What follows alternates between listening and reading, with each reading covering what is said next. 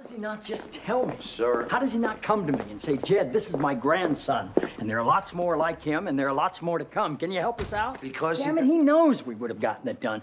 Why doesn't he tell me these things? Because he doesn't want to make political hay out of his grandson, which is commendable. Ah, he's a crank. Good evening, Mr. President. Hey. Hey, Donna, you need something? Donna's the one who started sniffing around it. CJ, that phone message was for real. He's not going to stop till he drops. He might. CJ, let me tell you something. Don't ever, ever underestimate the will of a grandfather. We're madman. We don't give a damn. We got here before you, and they'll be here after. We'll make enemies, we'll break laws, we'll break bones. But you will not mess with the grandchildren.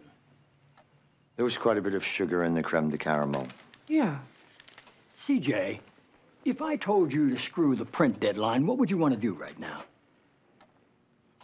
I'd want to see if there was a way I could help him out. Give him some dignity, right? And give him a rest. The guy's going to collapse out there. Yes, sir. Screw the print deadline. Leo? Look, we will talk about the other thing later. I'm just asking how we're going to do this. Excuse me? The chairman's going to gavel him off if he stops talking or sits. Excuse me?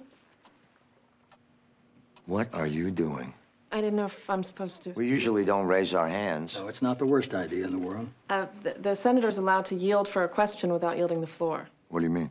He's allowed to yield for a question without yielding the floor.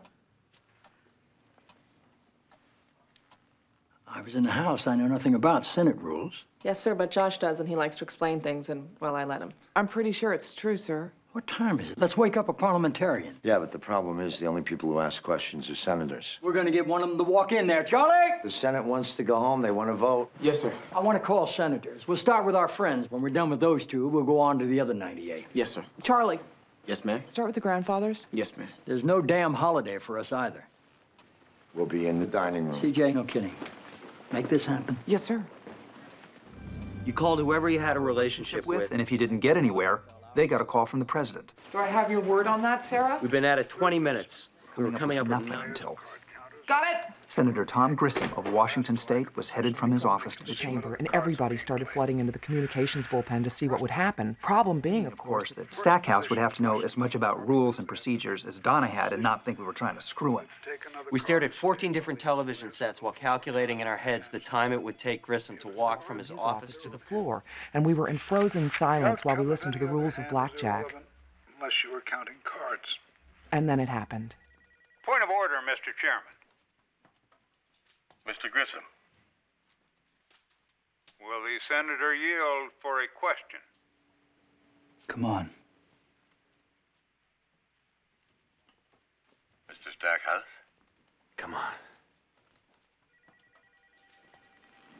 Trust me just this once, you grouchy old son of a bitch.